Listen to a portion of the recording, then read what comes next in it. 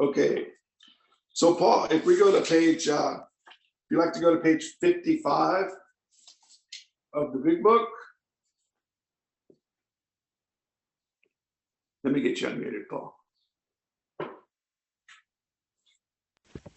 Okay. Hey, Paul. We'll go to page 55, the second paragraph. Page 55.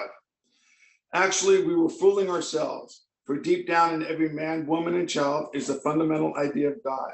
It may be obscured by calamity, by pomp, by worship of other things, but in some form or another it is there. For faith in a power greater than ourselves and miraculous demonstrations of that power in human lives are facts as old as man himself. We finally saw that faith in some kind of God was a part of our makeup, just as much of the feeling we have for a friend. Sometimes we had to search fearlessly, but he was there. He was as much a fact as we were. We found the great reality deep down within us. In the last analysis, it is only there that he may be found. It was so with us. We can only clear the ground a bit if our testimony helps sweep away prejudice, enables you to think honestly, encourages you to search diligently within yourself. Then if you wish, you can join us on the broad highway. With this attitude, you cannot fail. The consciousness of your belief is sure to come to you. And I'll stop there and hope you can get something out of that. Thank you all for. Well, hello, everybody. Paul, alcoholic. It's a warm day in Northern California. Yes. So he's not saying, this isn't something to believe, but it's something to find out, I feel. Yeah, so for deep down in every man, woman, and child is the fundamental idea of God. It may be obscured by calamity, but let's say the fundamental idea of God may not be called God. Yeah, you could have it as the I am, spirit, good orderly direction, the God, whatever. There's a lot of names you can, but they're all pointing to some kind of fact in all of us that a lot of us live without knowing, yeah, because we're sucked up into the head where the problem resides. And when we're sucked up into the head where the problem resides, it plays God, really. How many times have we woken up, or I've woken up, thank God not now, but before, and my head would tell me the summation of the whole day. I hadn't even lived yet. It would tell me, oh, this doesn't fucking mean anything. Tons of pontifications. And there was a belief or a habit of listening to that crazy weatherman. And basically, on the sunniest of days, I was expecting rain. I was just predestined to see the emptiness of the glass, not the fullness of the glass. And all like that. And it was just freaking overwhelming after a while. That irritable restlessness and discontent, there can be an adapting to it, but it's like a numbing out in a way. You have to numb out a whole lot of you not to feel that as a pressing drive. And when it is that pressing drive, I was driven, I was apt to do almost anything. My state of alcoholism was I was willing to pay any consequence tomorrow not to feel uncomfortable now. Because I wasn't based on what they say God. I wasn't based on that fundamental idea. I was based on a mental idea called Paul, really. And Paul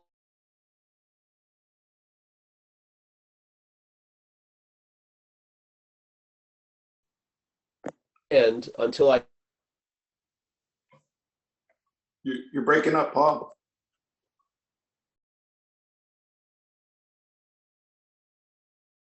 So it's allowed in a way by that identification to talk to us incessantly about us as us. Yeah, we feel like it's our voice, and then therefore there's a certain faith in that or relying on that. that if it was Stanley's voice and my name was Paul, I would be suspicious of what Stanley was saying. But when it sounds like Paul to Paul, I've been listening to it with great devotion for 50 and 60 years. So this disease is different than other conditions because it's of the mind, and it actually infects the mental processes. So the narration, the GPS that's not only directing us, it talks about how bad we're doing in that direction or whatever. It's like Hal in 2001. It's gone off the rails. That GPS talks to us all day about yesterday and tomorrow, and it's just a form of slavery, really. And then we wanted, someone looks at us and we may look fine, but inside we're totally flipped out and we can't wait for that person to leave so we can drink. I mean, it's just insane. So, yeah, I think the fundamental idea and the faith in this power first has to be looked at is in the faith in the lower power. Yeah, to see perhaps there's a better way, which is not trusting the finite self. And in not trusting the finite self, we arrive at trusting the infinite. If we're trusting the finite self will be that which is stating it's trusting the infinite. That's just more trusting the finite self. So this idea of quit playing God, it doesn't work. You have to see the mechanics of that. Something in our head is playing God. And when it hears quit playing God and sets out on a course to stop playing God, that's just more playing God. It can't get out of itself as itself. Self can't get out of self. The unreliable system can't make itself reliable. The unreliable system can't escape from the system. Yeah. That's the fundament. If there's a fundamental idea of God, it comes like a matching set. That's the other fundamental idea in a life of recovery. It's self can't get out of self. That is so fundamental because it describes exactly what most of us are doing. I'm trying to get out of Paul as Paul. Yeah. So it makes, when I see self as Paul, it's totally different than when I see Paul as self. I'm telling you, it's unbelievably, the possibilities that become available when you see Paul as self is incredible. And the bondage when you see self as Paul is incredible. It's just it doesn't seem like we can produce that effect. So we submit ourselves to this program, and this program directs a change that puts us on a better way, trusting the infinite and rather the finite self. And constantly more is revealed about finite self, and we bring that to step 6 and 7. Yeah, so it can be removed, or I like the term reconfigured. Yeah. So basically, the more that gets revealed is really a lot about what we're not, so that we can bring it through the steps so we can be free and outgrow this shit. Yeah. But you can't, it's a fundamental idea in the community of AA. You can't outgrow self as self. You can't outgrow self as self. So, yeah. We're really speaking more about the second fundamental idea than the self can't get out of self than the first, because without seeing the second is going to override the first. Because the fundamental idea of God will be held by the fundamental idea of self. And it's going to severely limit God's effect in our life, because it's playing God with God now. Yeah. I used to see it, the most I could expect and hope for, which was cool, was a parking space in front of a meeting or something, But in the process of being in this program, I started with that idea, maybe a higher power of my own understanding, but it quickly changed by conscious contact as that power. It changed into a higher power of its own understanding, which is puts me in a revelatory position and a level of, I don't need to know, I'm going to find out. Yeah, this power is going to do for me what I can't do for myself, which creates, over time, it produces an effect called humility and a wonder and an awe and an honoring of that which has done what you and I could not do for ourselves. So, yeah,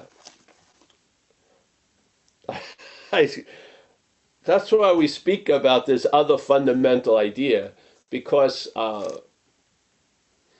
it it's emphasized quite a lot. I guess the word self is used probably the most in the book of any other word, and it has a lot of descriptions of it, self. And if you go to the dictionary, I don't know what it's like now, but when I came in, I would look up self, and there would be a hyphen, and there'd be all these descriptions like self-loathing, self-love, self-trust, self-immolation, self-destruction.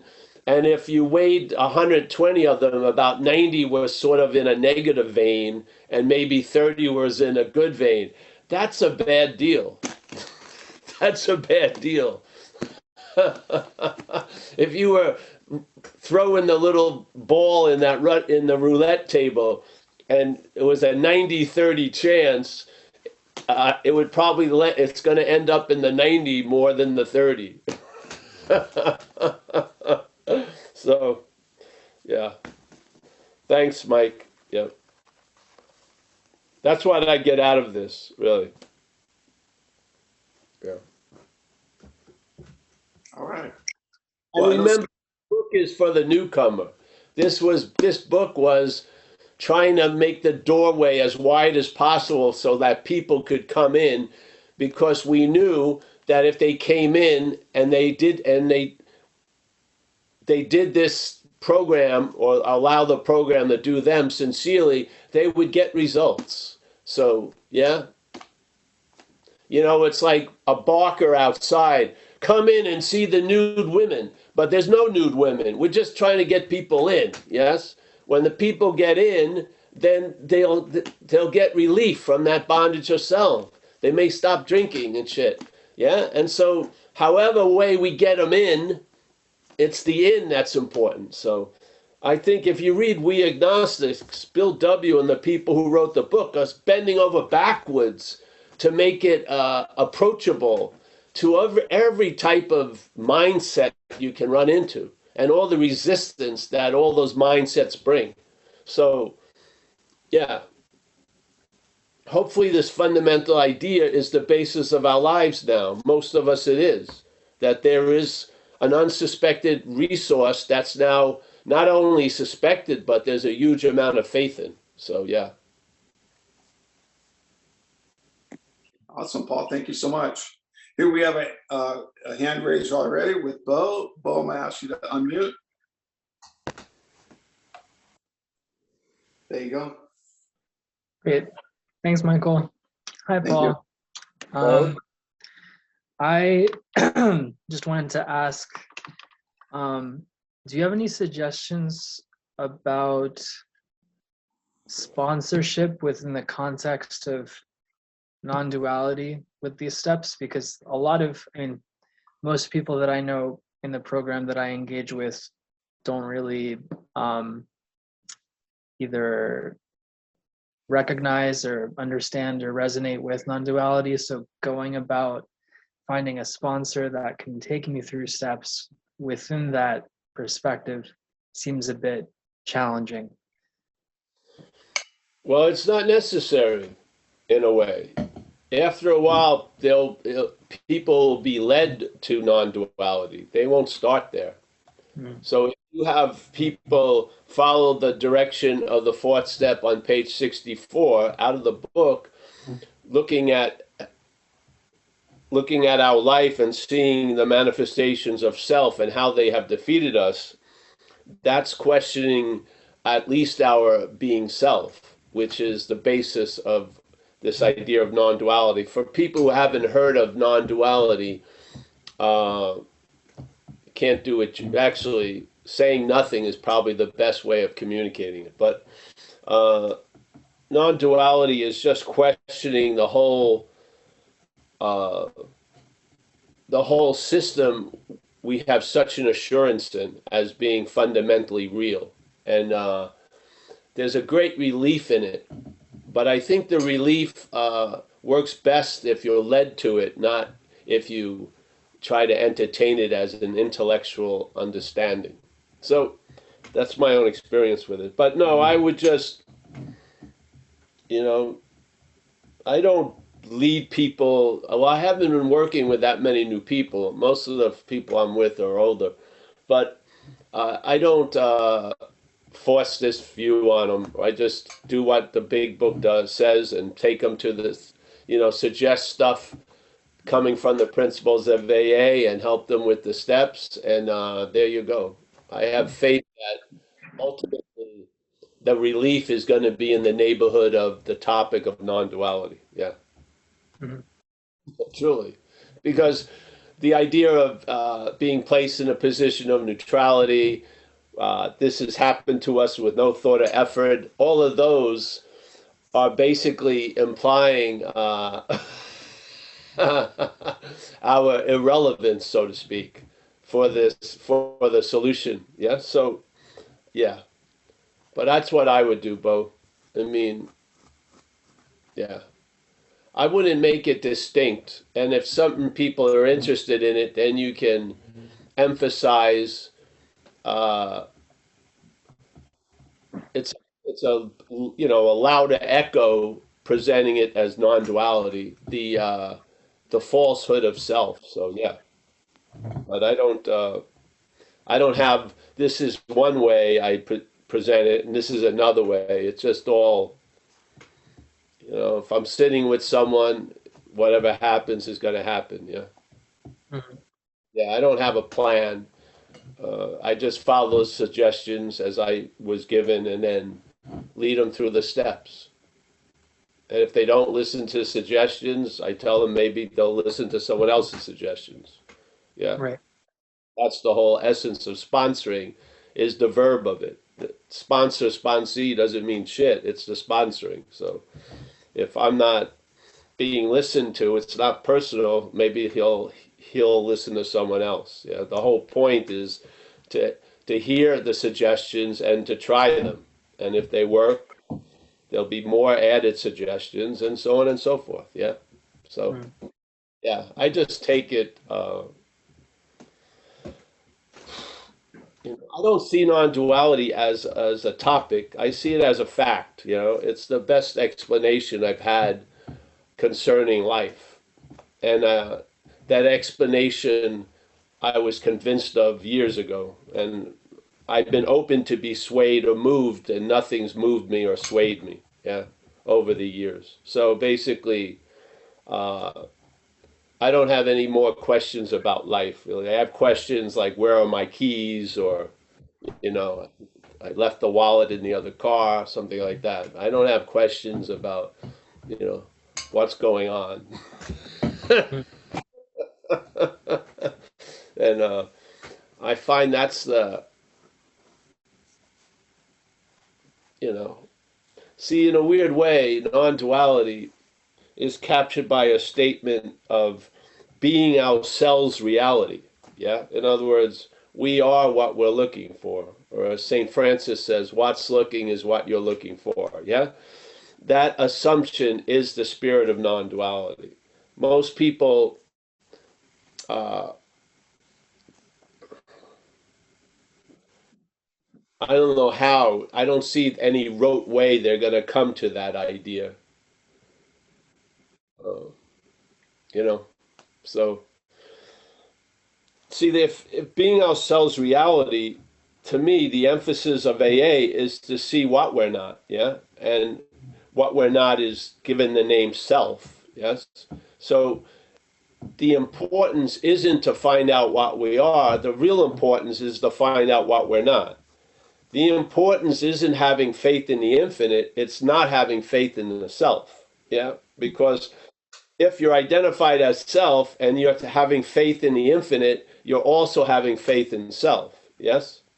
So it's really it's a questioning of what we're not is what we're doing. And if you do the inventory processes and stuff, and you look at it as I'm looking at the manifestations of self, you're not taking an inventory of your life. You're actually, let's call it your life. You're taking an inventory of your life to see some other influence in it. Yeah? See, when you look at your role in things, you're going to see self's role in things. You are. It's right there. Yeah? It's right there under the topic resentment and fear and pursuing what you want and harming people in that pursuit and looking at the sexual behavior. It's glaringly there. You'll see the pattern of how self has defeated you, and you'll recognize the activity of what's allowing that defeat is I'm claiming self's manifestations as mine. You can't have a clearer diagnosis that there's an act of being identified. If Stanley's acting through Paul, and when Paul comes to, he keeps saying it was my manifestations, Paul is in the act of being identified as Stanley. Yes, that's the condition. Yeah. So we do an inventory on self and how it has defeated us by looking at its manifestations. That has nothing to do with you in a way. Yeah? It doesn't. So you look at resentments. See, this is how I would love it to be. You walk into an inventory and a fifth step with your resentments, your fears, your harms others. And you walk out with fears, resentments, and harms to others. Yeah? The ownership has been seen through. You're going to travel so much fucking lighter, and you will do a fearless inventory about what you're not. You will never do a fearless inventory about what you are. There's too many blind spots. There's too many programs of deniability and rationality, yeah? When it's about you, you're going to be hidden quite a lot. When it's about someone else, you can do a flash inventory like that. 10 seconds. You just see the person. You've got it all summarized, yes? But you can't apply that to you because there's blind spots. There's like deflectors, yeah? If you see that which you take to be you as not you, there's a fearless and thorough inventory. Very. I'm serious. Yeah? It's like a business inventory. You see what's unsaleable. And what's unsaleable that needs to get moved on is the manager of the store.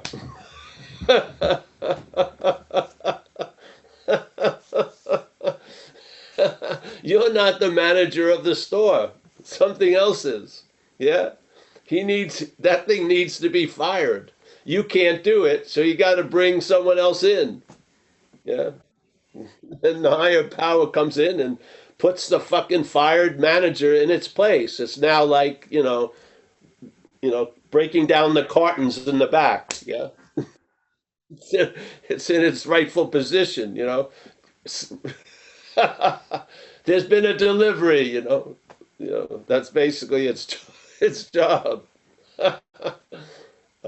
So yeah, bro, I don't know. If you ever want to get in touch with me, you can personally send something to Mike and I'll call you or he'll call, Yeah. Great. Yeah. Thanks so much. Yeah, no problem.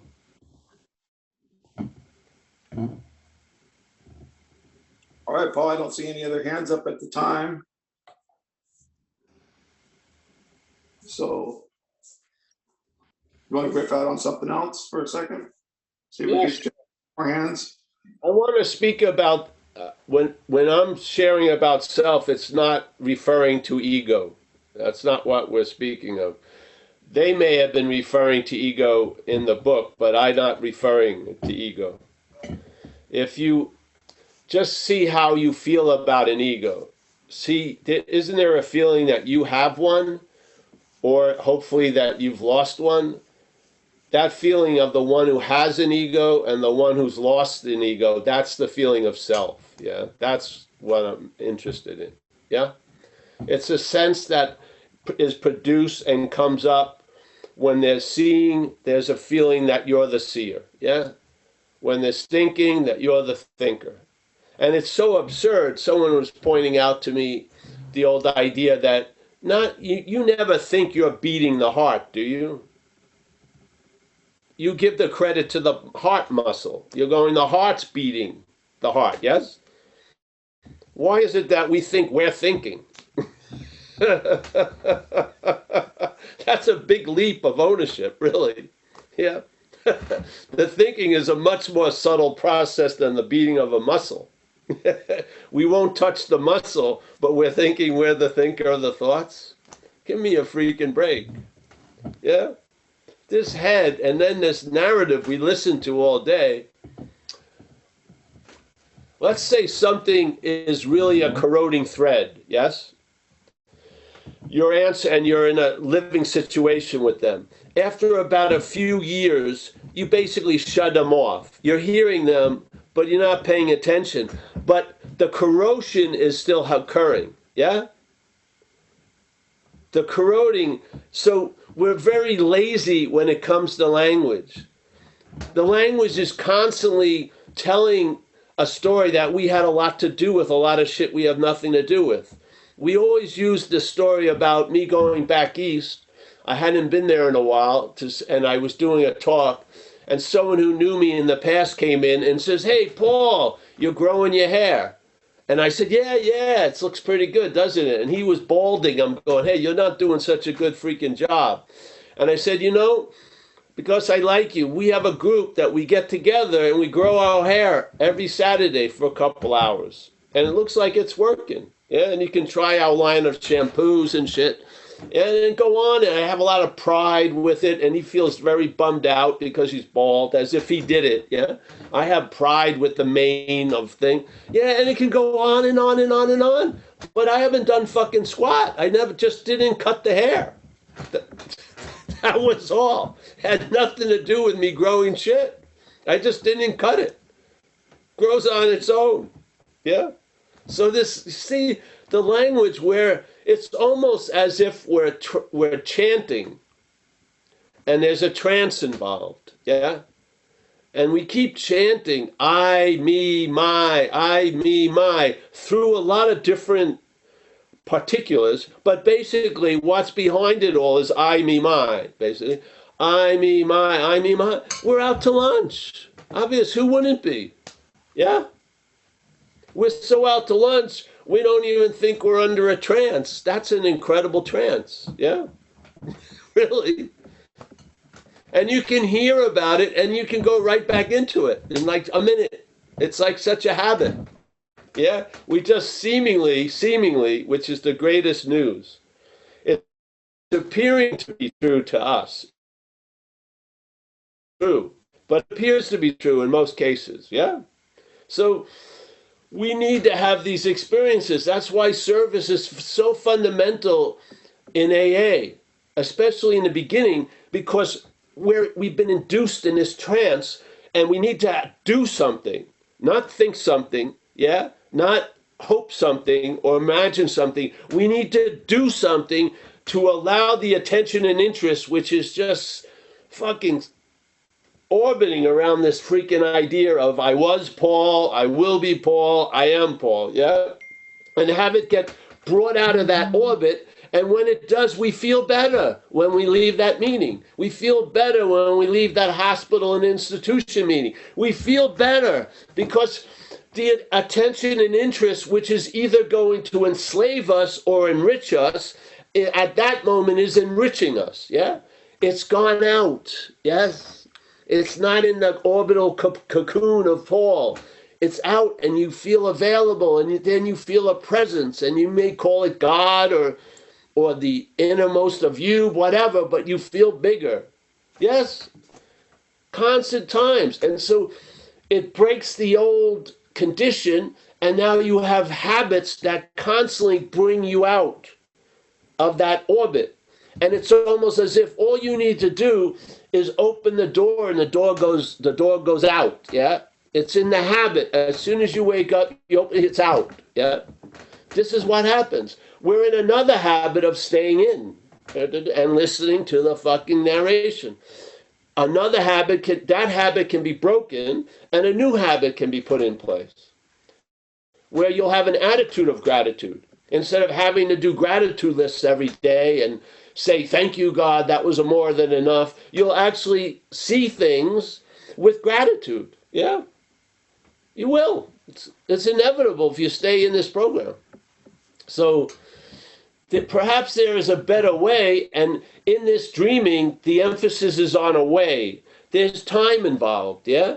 And there's going to be progress. And there may be some regression because the old gravitational pull will try to bring you in. But as long as you don't drink, you're going to be grooving towards the new gravitational pull. Yes?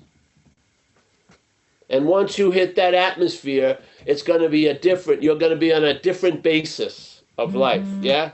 Relying on the higher power or the infinite. And that will be the standard now. That will be what's stable. And you'll have experiences of the other, not a life of the other, experiences of going back, but your life will be based on that now. Yeah? That's the better way.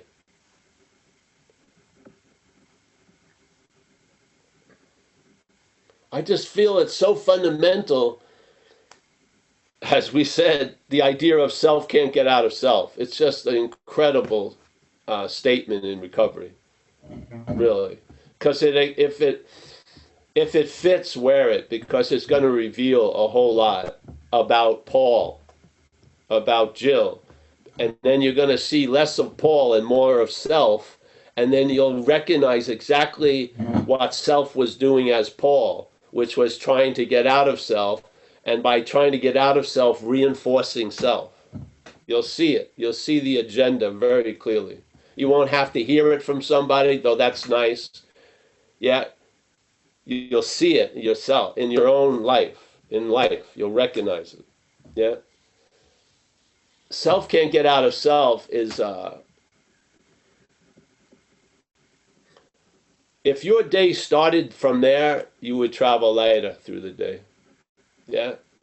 If your day starts from, I'm Jill, and I'm going to manage the motherfuckingness out of this day, so I have a better Jill. Yeah. And of course, me being better will trickle down and everyone else will be better, like spiritual trickle down economics, which doesn't work. And yeah, no, you'll lose interest in Jill and you'll gain interest in the hummingbirds or the fucking wind or the sun or the water or what's in front of you, your job, your dog, whatever, yes? And you'll be the better for it, and hopefully they'll be the better for it. Yeah? And you'll realize AA isn't saying, isn't looking out for our agenda. It's a collective agenda, yeah? For us to be of maximum use. To what and to who? What? To that higher power, and allow it to do what it wants. Yeah, and as they say, not thy will be done, but thy will is done. Yeah, you get a clear recognition that that power that has been doing for you what you can't do for yourself is completely active at all times. Yeah, readily available, right where you are, with no requirement necessary. Yeah.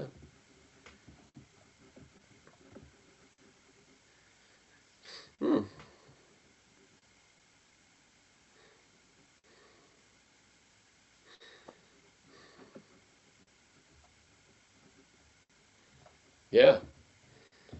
The bondage of self is, it's almost like a translucent netting. You're caught, but you don't know you're caught. Yeah? You don't see the mesh of the netting when you look through, because you've got a very little square, like a zoom square, called self-centeredness.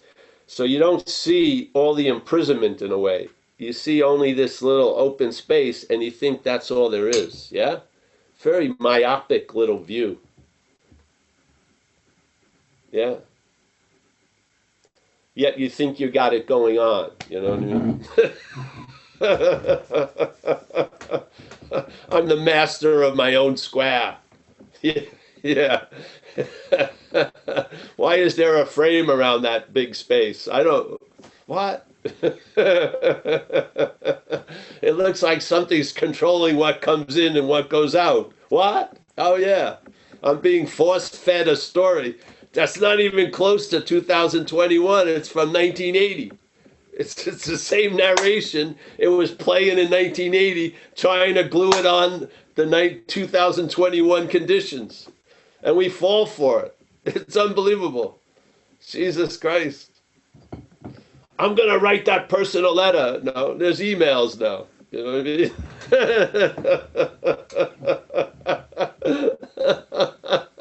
Jesus Christ.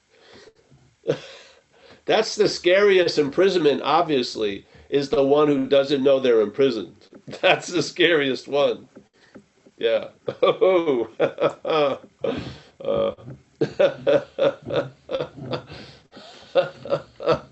The one who doesn't know they're in prison doesn't want anyone else to be escaping.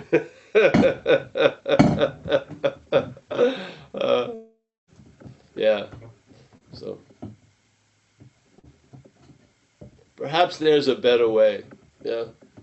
Trusting something infinite than rather than finite self. How clear can you be? I mean, I don't believe everything is black and white, but they make it black and white for a contrast, yeah?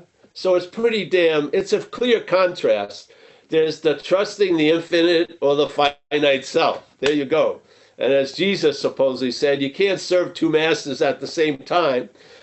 The only way it can appear to be serving one master while serving two is having faith in the finite about having faith in the infinite. That's where there's a serving of two masters unbeknownst to us, yes? Yeah. We believe that we believe. But the bigger God in that equation is always self. Yeah, always. Yeah. So, yeah.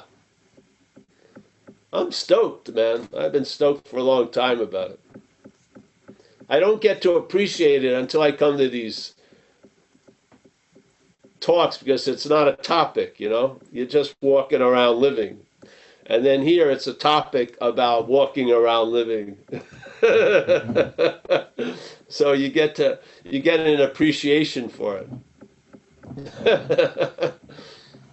Yeah. Not saying it's not appreciated, but it's a full-on appreciation when you're living. Here it's like a step removed appreciation. Yeah. So you can share it. Yeah. Because the appreciation has a reverse engineering quality to it. The reason why this is here is because that ain't here. So you get very clear about that while you're in the freedom of this, yeah?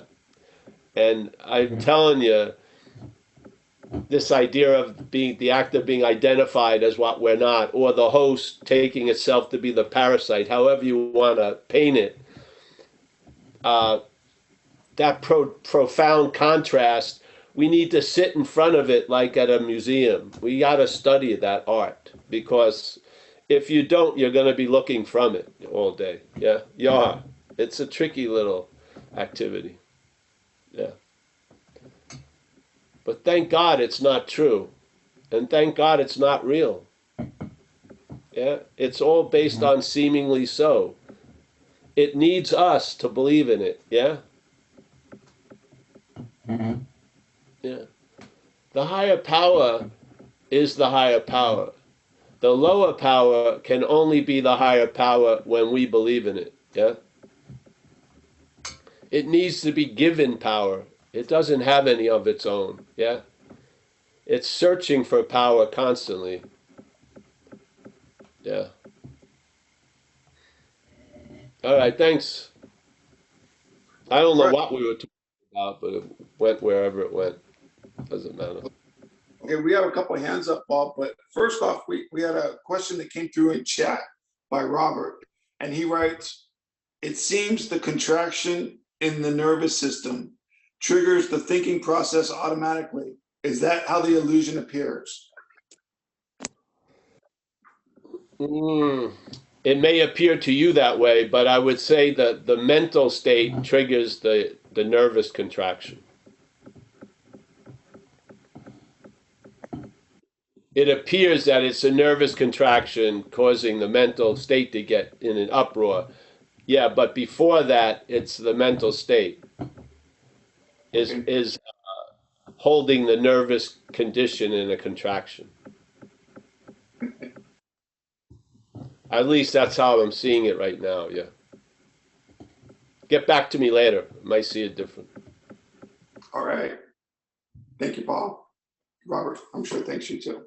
All right, next up, we have. The body comes after the mind, yes? The body, if you have any idea of this thing called non-duality, mind is what's happening, no thingness. And then there's a dreaming of things that are appearing. That one of the things that are appearing seems to have a nervous system. That nervous system can be contracted through trauma or trauma memory or whatever. Yet, if you search for the source, it always goes back to mind. Yeah? Yeah.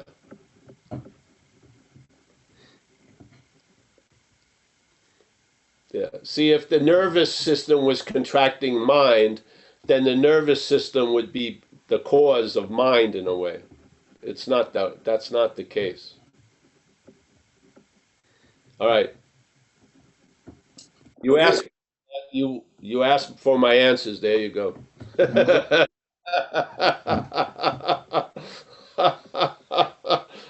not an authority. I just share from the moment, you know. I don't have answers down. You just sit here and see what happens.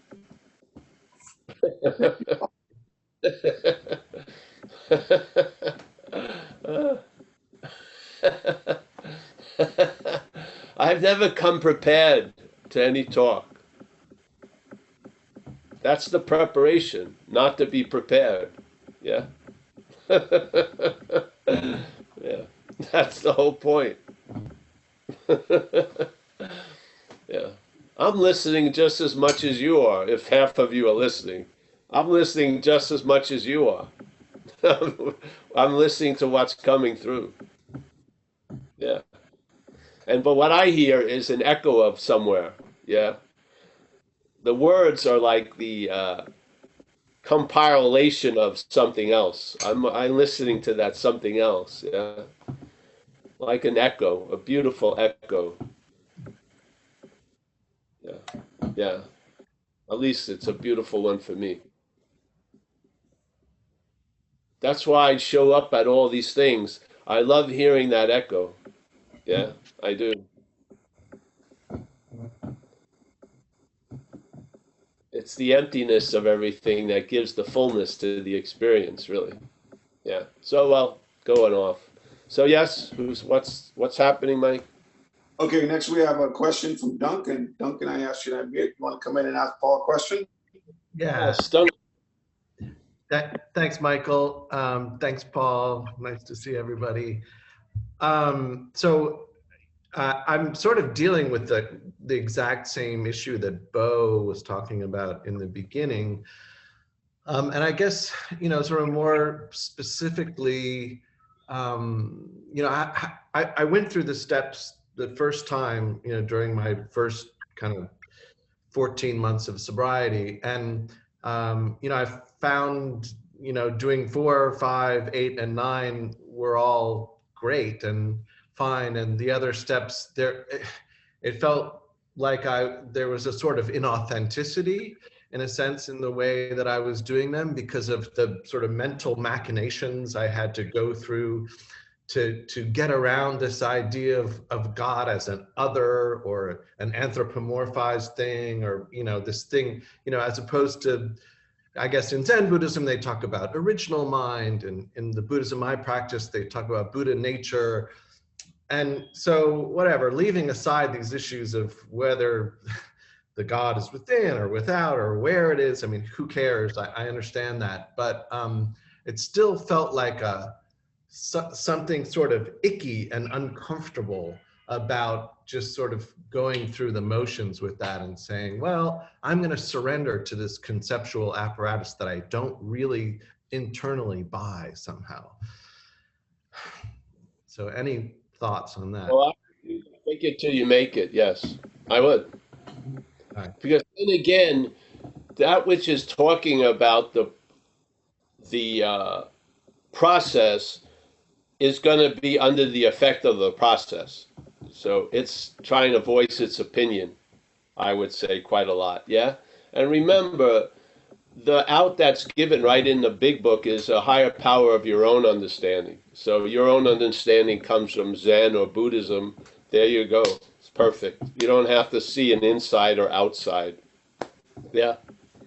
You don't. You don't have to. That it may seem like a big sticking point, but it doesn't need to be. You can just see it as a higher power of your own understanding, and feeling authentic or not, it's the doing of it, the doing of the steps in the beginning. That's the important. It doesn't matter if you feel authentic or not about it. You just do it. Yes, the doing, and then it leads to sincerely, and then it leads to being established. There was the different conditions. Yeah, so I mean, I know it's incredibly. It has oomph in each and every person. So I'm not underestimating that or undervaluing that. I'm just giving you like a remote diagnosis because I'm not sitting with you, but I can see the Zoom. And the remote diagnosis is put away your feelings about it and just do it. Yeah, just do the work. And then, yeah, you can sincerely appreciate the work after you had done it while you were not appreciating it while doing it. Yeah, so the whole point is to do it in the beginning, and then you'll probably come to a deep appreciation of its working, because it's working. Our way of cartographing, our way of mapping shit out, it won't go that way. AA doesn't go from A to B, it goes from A to K. Yeah. Just like when you would come in, people would talk to you for 20 minutes and basically they have no place to stay, they have a court date, da da da, and you're like, you're fucked completely. And then, well, what do you recommend? Go to a meeting. What? To the logic that just talked for 20 minutes about all these pressing things, that makes absolutely no sense to that logic to go to a meeting. Yet what works is to go to a meeting. Yeah? So you have to realize part of the problem is the mental logic. It may be clothed in Buddhism, it may be clothed in that, but there's a mental logic involved. That's part of the problem in a way. Yes? So don't wait for it to make sense to that. Just do it. Do it. Yes? And then that will have to fit around what you're doing instead of your doing fitting around that mental logic. Yeah? Yeah. That would be my suggestion. I don't care. It's sort of like when people talk about doing service and they just talk about their point of view. Well, I feel like a fraud and this and that. But from the person who's getting the sandwich or getting the glass of water, they don't give a shit what you're thinking or feeling like. You delivered the goods. They got a sandwich. They were dying to eat, yes? But we keep seeing everything in such a self-centered manner. Oh, I can't do service. It would be just selfing. Hey, that person needs a sandwich. Get over yourself and deliver the fucking sandwich to the person. Yeah, they're not stopping you before they take the sandwich. Have you checked your motives? No, they want the sandwich. That's what they need. This is about us. Yeah, it's not about me. It's about us. So yeah. Oh, I don't feel I really mean keeping my commitment. That's why you have a commitment, to break that bondage of your old understanding. I can only do something if I feel like doing it. No, you can do something when you don't feel like doing it. Yeah? Yeah. So it's funny because usually how it's working isn't the way we think it's working. Yeah? It's beautiful. It's eroding something that we've been relying on. It's not fortifying it, it's eroding it. Yeah? Because the target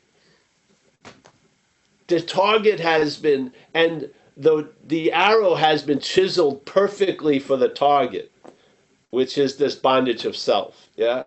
And the bondage of self is demonstrated in relying on it. Yeah? So I'm relying on its take that I'm not authentic, and that's causing me not to act when the acting is the only thing necessary. Yes? You see? So there's a pledging of allegiance to the failed system. We just do the work, and then the work does us, yeah, and then we pass it on, and other people pass on to us, and we are in like a giant kumbaya, yeah. And we all get better together, so to speak. Yes, yeah, yeah. So, yeah. But I'm happy to see you, Duncan. It's always a pleasure, and this little bit of this and that is when it molds and blends, it's going to be great. They're two beautiful rivers, Buddhism and recovery. When they join, they've got a lot of oomph. Yeah, I'm serious. They don't need to be sort of, yeah, they can just flow into each other. Yeah, my feeling.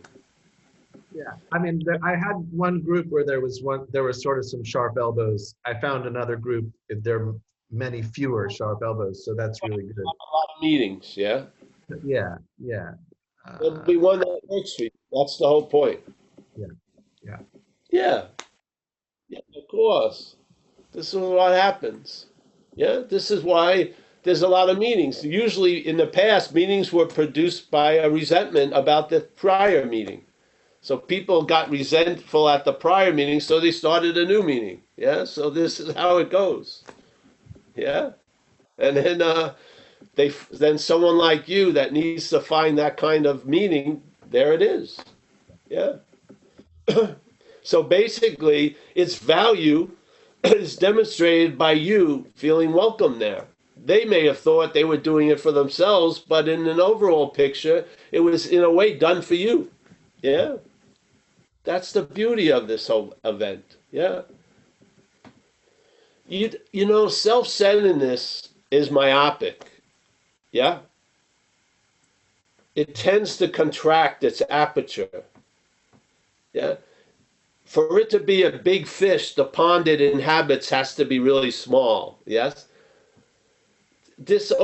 Your aperture opens up. The aperture that you're looking through opens up. And there's wondrous things that you were missing. Yeah. And then they start coming in. Yeah.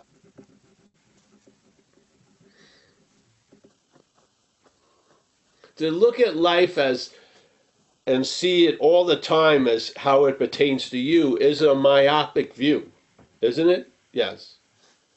It's a rather small,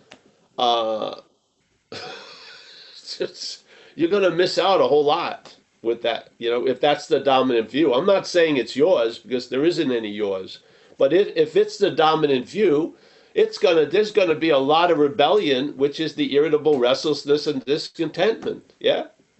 And then we're going to be driven to try to get out of it, and we're going to run into its super lock, which is, hey, try to get out of it as much as you want. Self can't get out of self. Go ahead. Fucking shoot up coke. You're going to come back to me. I don't give a shit. Practice Buddhism. I'm not worried. Yeah, self just has you on a leash. It doesn't care what fucking tree you smell. It's going to pull you when it wants. Yeah. Yeah. So this is...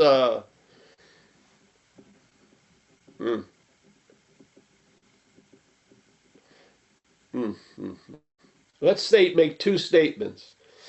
Perhaps there's a better way, trusting infinite rather than finite self, and self can't get out of self. Those two, basically, at a certain point, will explain everything to you, really.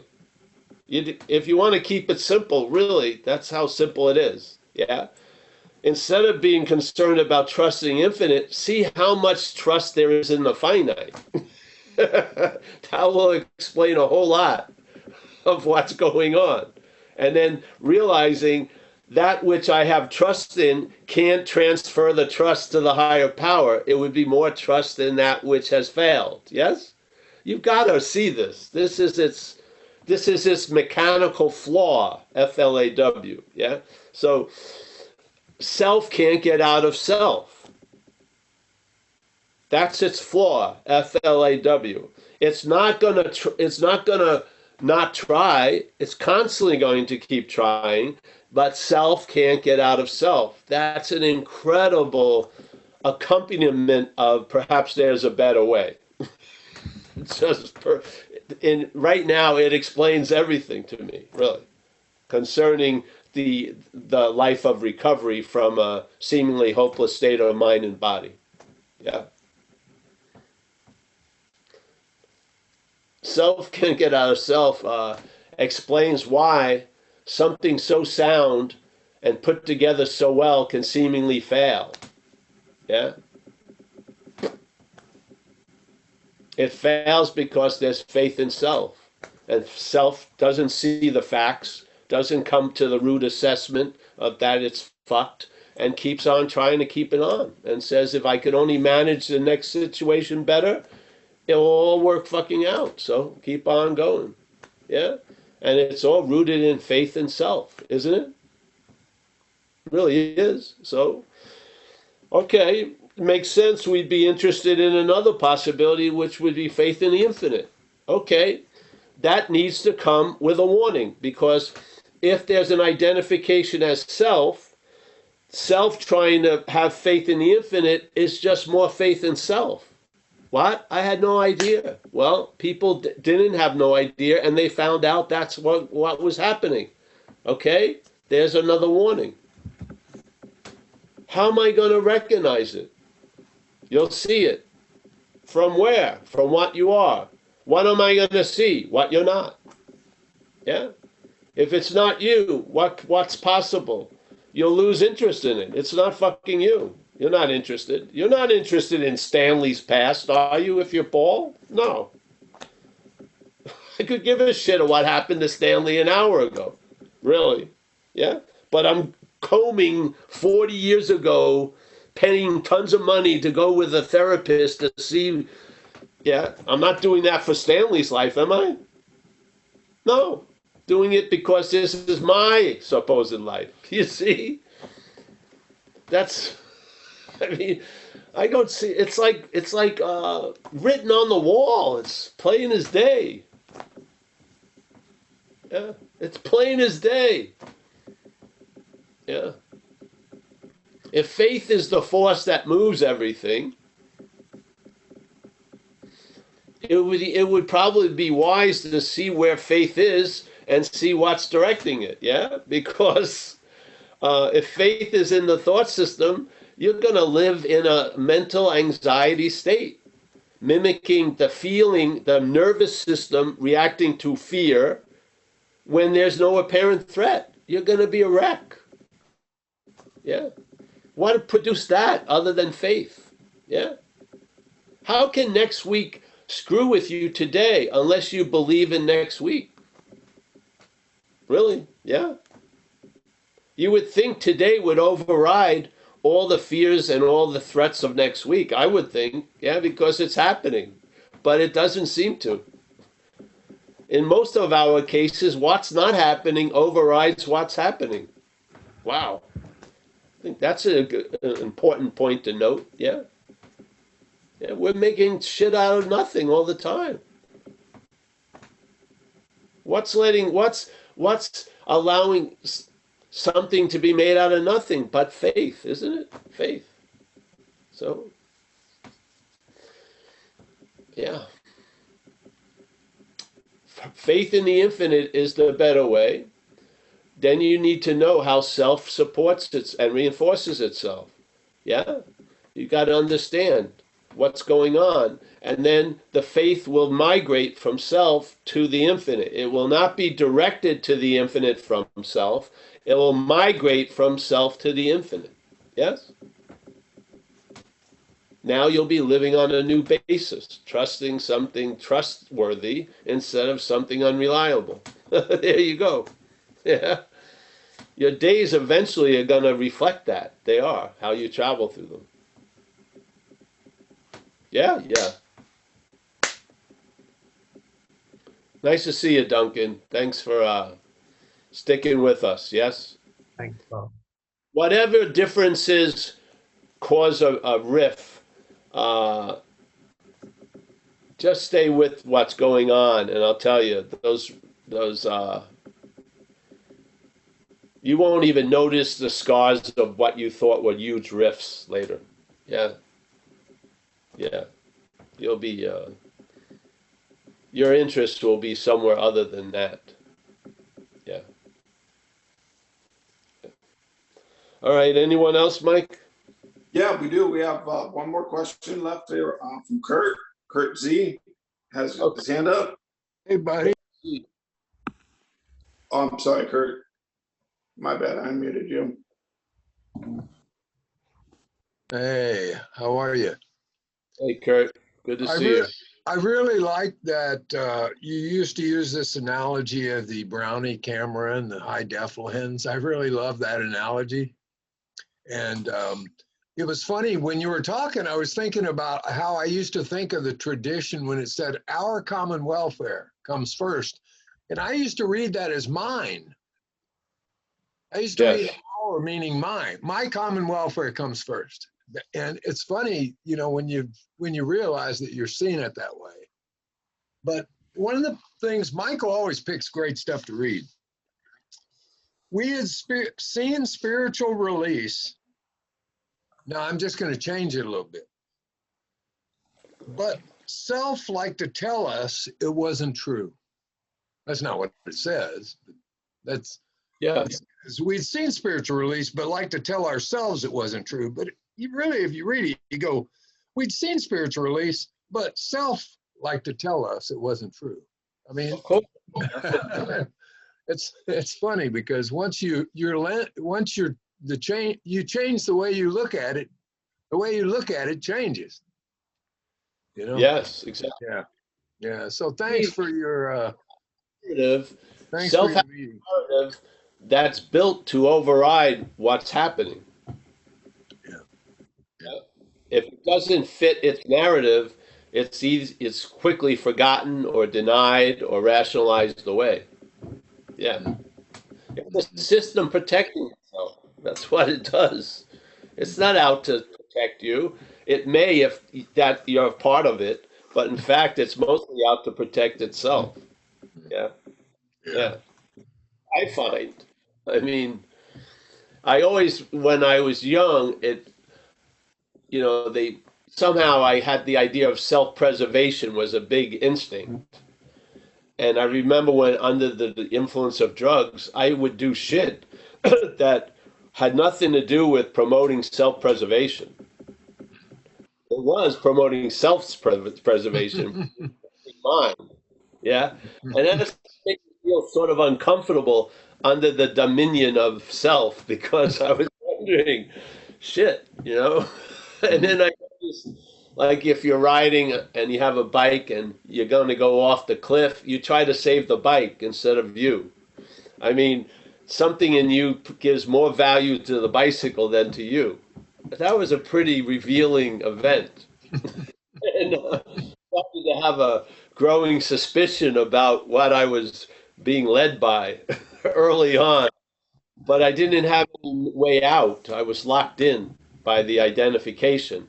But I was definitely quite suspicious of its agenda for me. Yeah. So, yes, this is what, see, the idea is the self-centeredness can only see it as me. Yeah. It may give lip service to a we collective, but in fact, we're bigger than that. That's why it feels so much better when we're out of self. Yeah. We're bigger than that. We're more captured by the word we than ever by the word me. Yeah. So, yeah. Tremendous gift. Well, it keeps on giving, so it's cool. Yeah, really. Thanks, bro. It's good to see you. Yeah, good to see you. Thanks, buddy.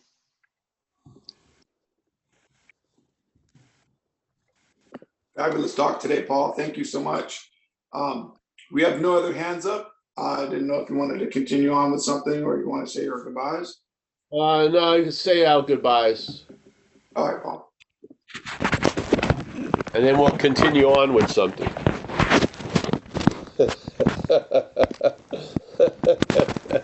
All right, we got Vanessa from the UK. Nice to see you, Vanessa.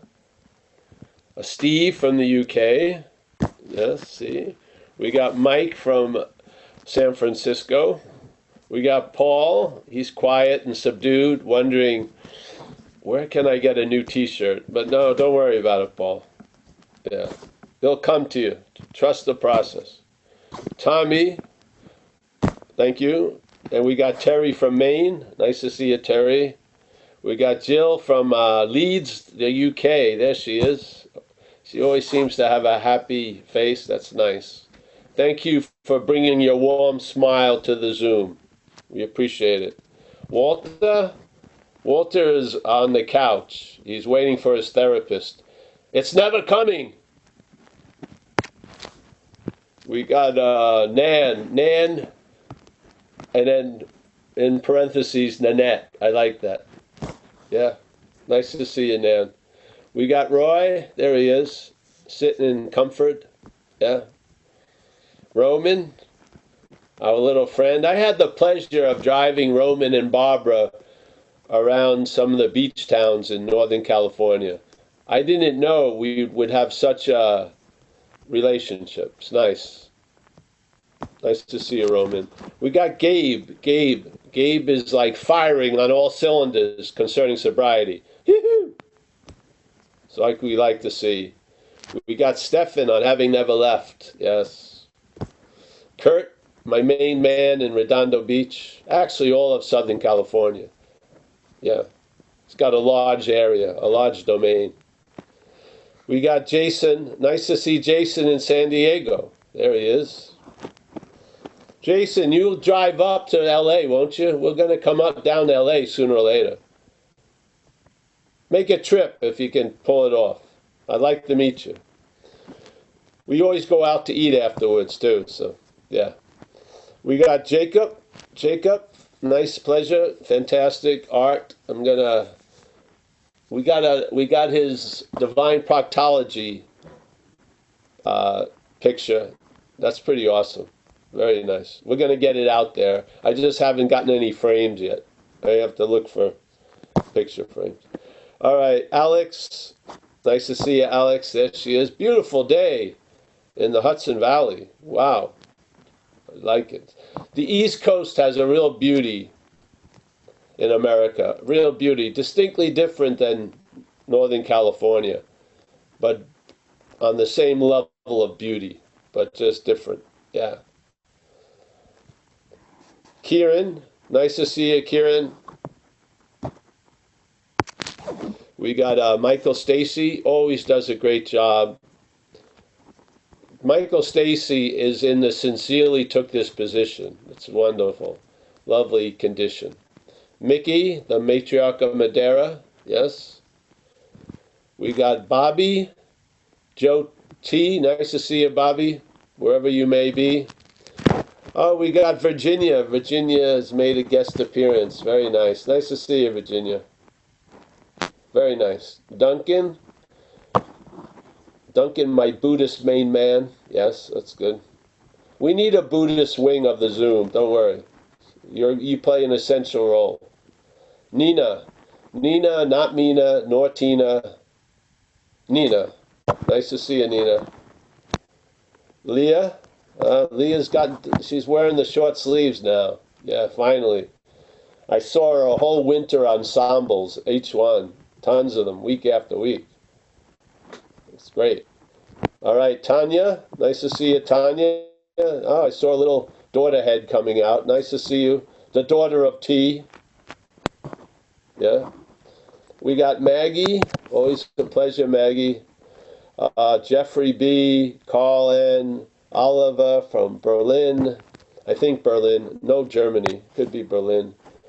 Yeah, that's it. Thanks, everybody. We'll be doing a Saturday non-duality, and then, if you're interested, just on Zen Bitch Slap, under events, all the things that are happening. We're going to be doing some new talks more on the non-duality on a Tuesday. It'll probably be good. I don't know when. It'll be on the website for a group, Awakening Together, which sounds like something you could say in recovery. Yeah, the collectiveness. All right, thanks, bro. Mike, nice to see you. I'll see you Sunday, Mike. I'll see you Saturday anyway. Adios. Bye-bye.